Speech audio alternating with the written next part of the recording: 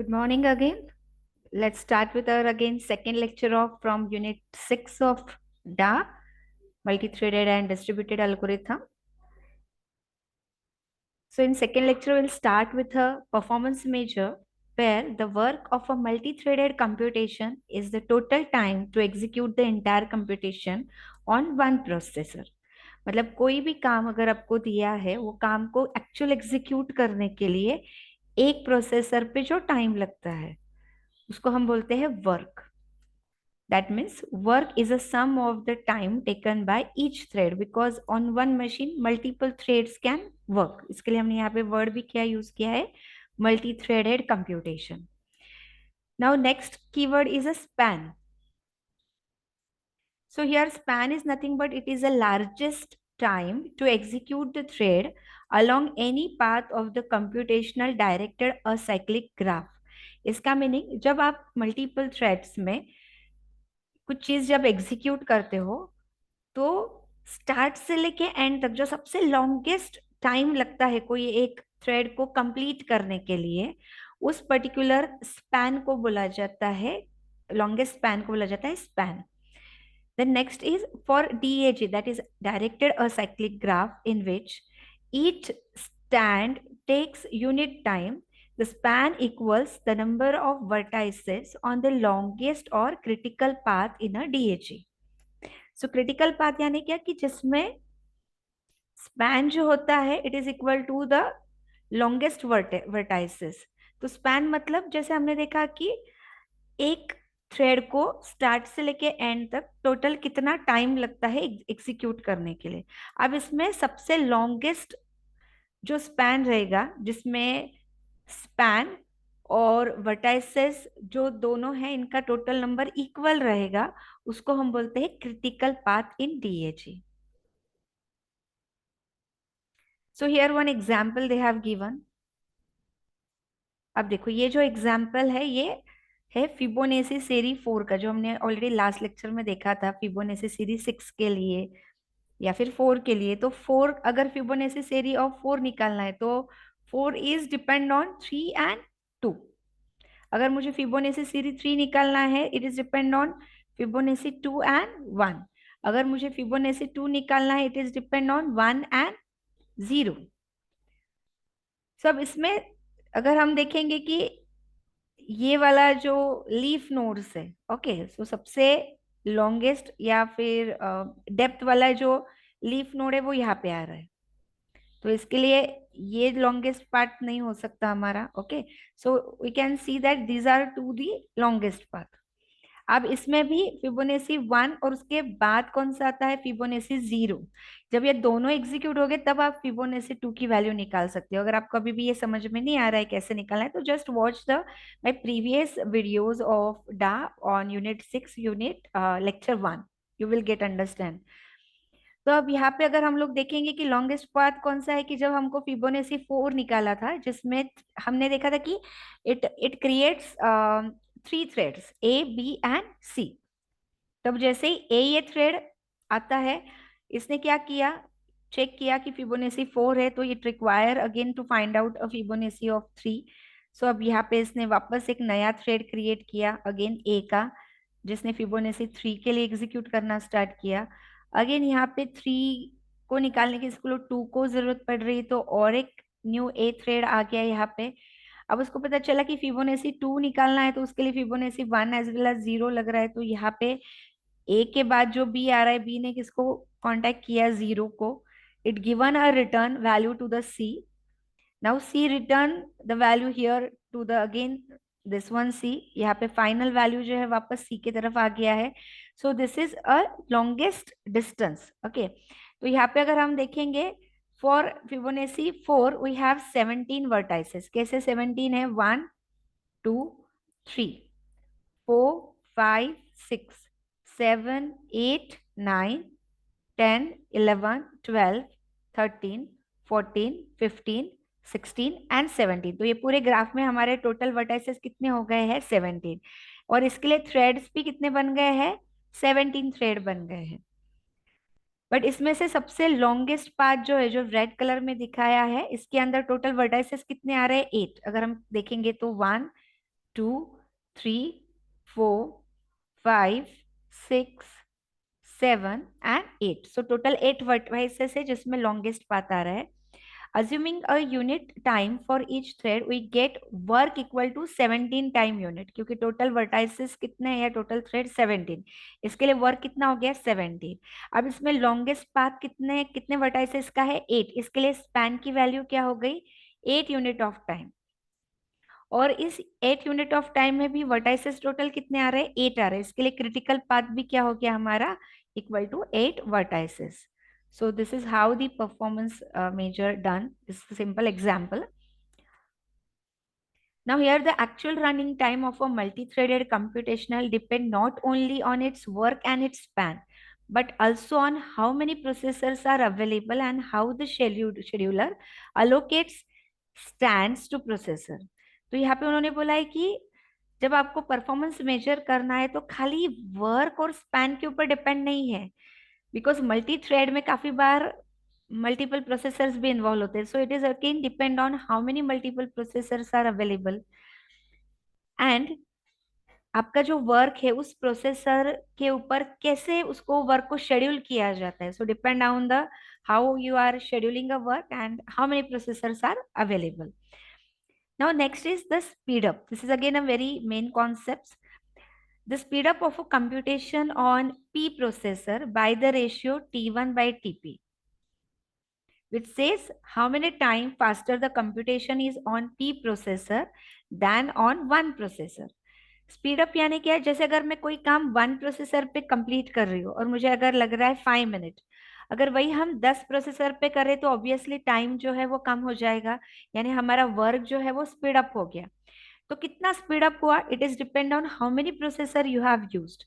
तो एक प्रोसेसर से कितना टाइम लग रहा था, अब हमने जब पी प्रोसेसर यूज किए सेम काम के लिए तो कितना टाइम लग रहा है, इसका जो रेशियो निकाला जाता है we call it as a speed up.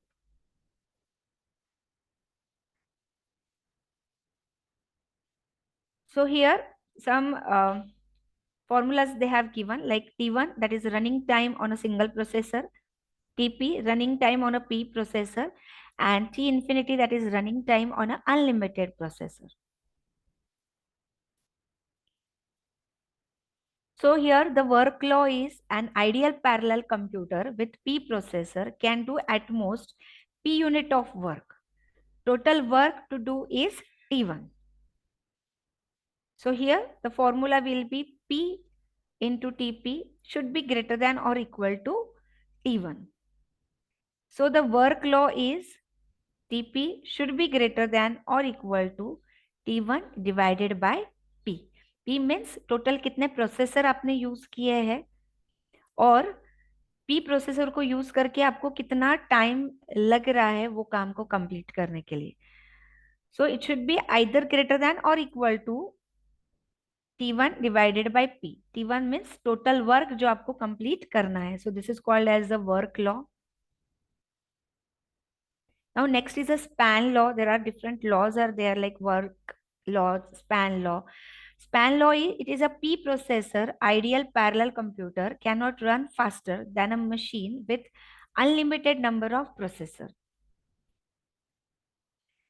So here they have given that if you have an unlimited number of processors, so and if you are working using a parallel computer on a P processor, so हम क्या सोचेंगे कि अगर 5 processor है और दूसरे side में unlimited processor है तो ऑब्वियसली जो अनलिमिटेड प्रोसेसर है उसका वर्क क्या होगा पी प्रोसेसर या 5 प्रोसेसर से ऑब्वियसली ज्यादा होगा. This is called as a ideal situation.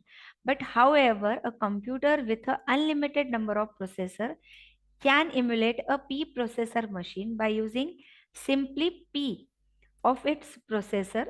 Therefore, TP can be greater than or equal to T infinity.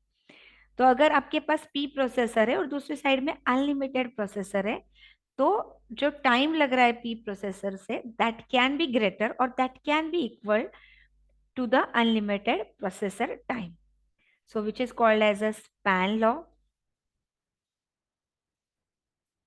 क्योंकि हो सकता है कि मल्टीपल या अनलिमिटेड प्रोसेसर को भी यूज करके उतना ही लॉन्गेस्ट पाथ आएगा जितना आप पी प्रोसेसर को यूज करके कर रहे हो। Now next is a speed up and parallelism. The speed up of a computation on P processor is defined as, जो हमने पहले ही देखा था, T1 डिवाइडेड बाई टी। क्योंकि अगर आप कोई काम है जो एक प्रोसेसर को यूज करके कर रहे हो तो उसको जो टाइम लगेगा, और अगर आप सेम काम पी प्रोसेसर से कर रहे हो तो उसको ऑब्वियसली कम टाइम लगेगा। तो इसका हम क्या निकालते हैं, रेशियो निकालते हैं, और वो रेशियो को हम क्या बोलते हैं, speed up. Now next is a parallelism. The parallelism of a multi threaded computation is given by T1 divided by T infinity, because here processor can be unlimited. So here we have used a T infinity. Now if we want to analyze the multi-threaded algorithm, so here they have given like, if there are these two processes where after A you can run B, means it is a sequential, A होगा उसके बाद ही क्या किया जाएगा, B run होगा। तो इसके लिए जो वर्क है वो क्या होगा कि A को लगने वाला टोटल टाइम यूनियन B को लगने वाला total time, so that is time required by to complete the A process plus time required to complete a B process, which is called as a work. And here span is T infinity A union B, ये उसका formula है।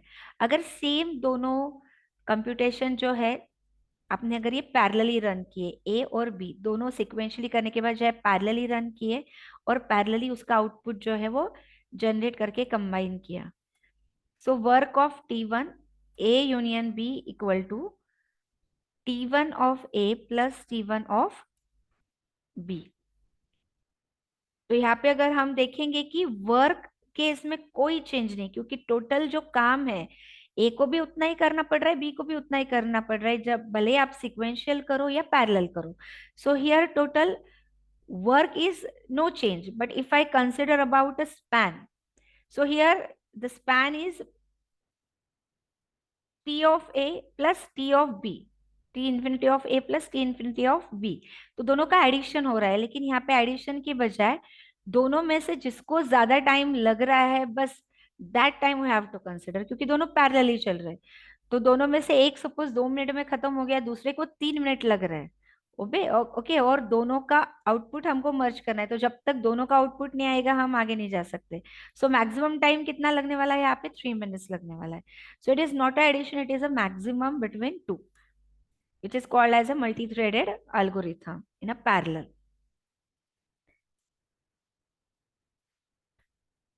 So to work on a parallel, we require to work on a parallel loops.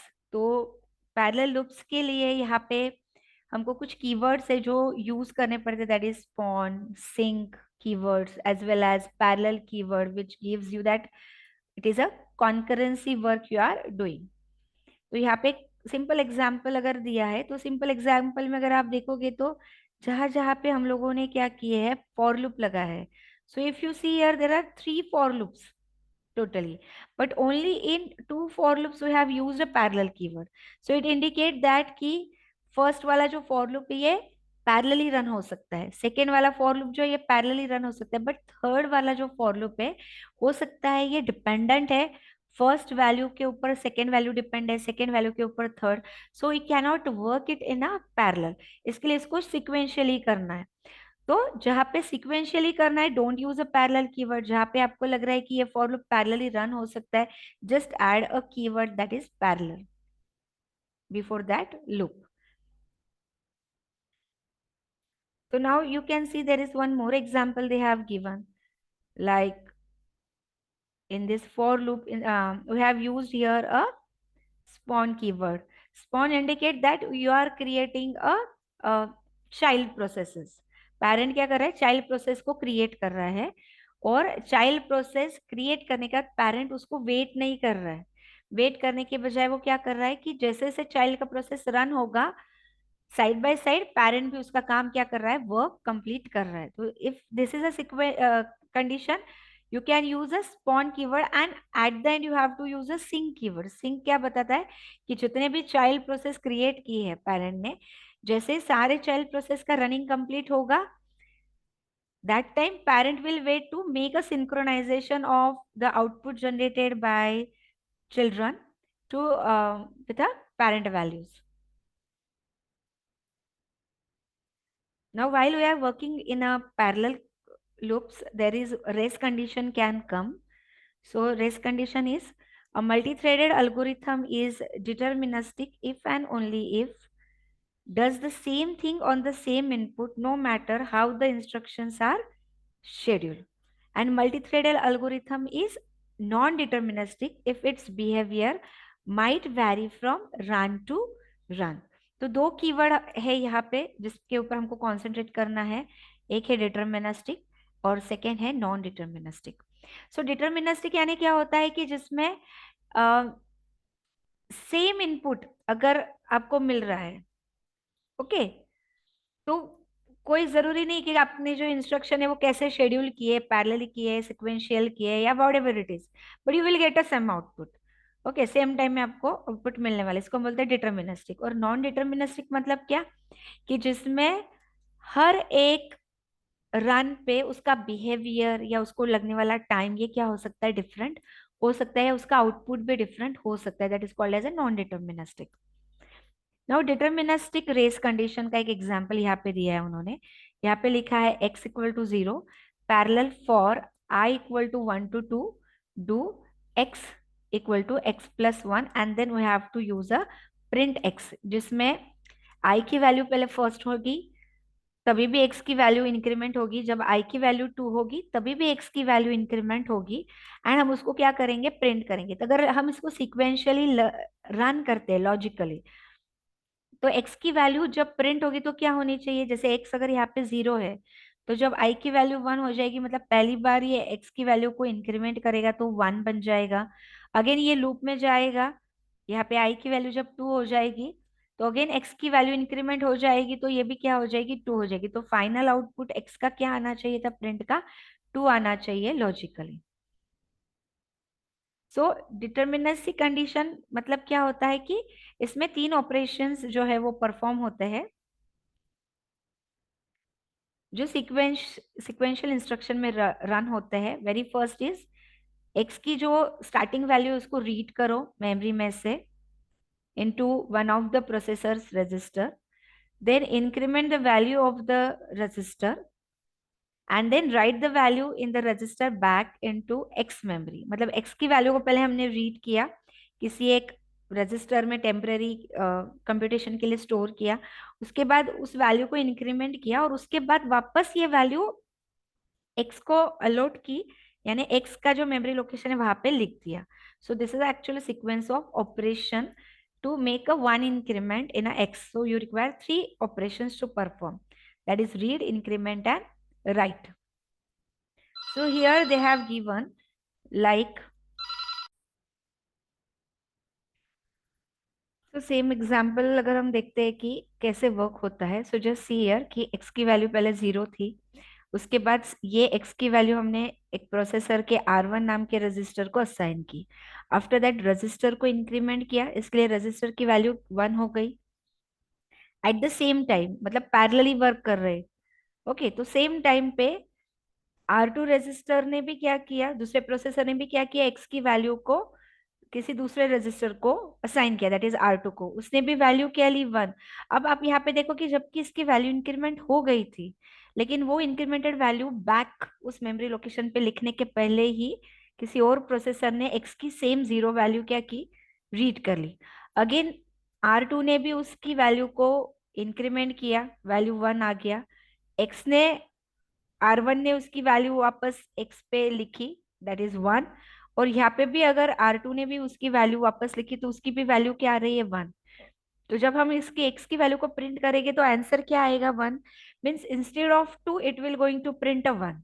तो यहाँ पे आपका answer क्या हो रहा है कि 2 आना चाहिए, वो 1 आ गया. So that can be a problematic condition, race condition. तो यहाँ पे उन्होंने सेम चीज स्टेप में दिया है कि जब x की वैल्यू 0 हुई, रजिस्टर 1 ने उसकी वैल्यू रीड की, फिर उसको इंक्रीमेंट किया, बट उसको राइट बैक करने के पहले मतलब स्टेप 3 के बाद ये एक्चुअली आपकी फोर्थ स्टेप आनी चाहिए थी, बट उसके पहले फोर्थ स्टेप में क्या हो गया, R2 ने भी सेम x की वैल्यू को रीड किया, उसको इंक्रीमेंट किया, इसने x की वैल्यू को राइट किया, इसने भी इसकी वैल्यू को राइट किया, और दोनों ने प्रिंट क्या किया, x को प्रिंट कर दिया.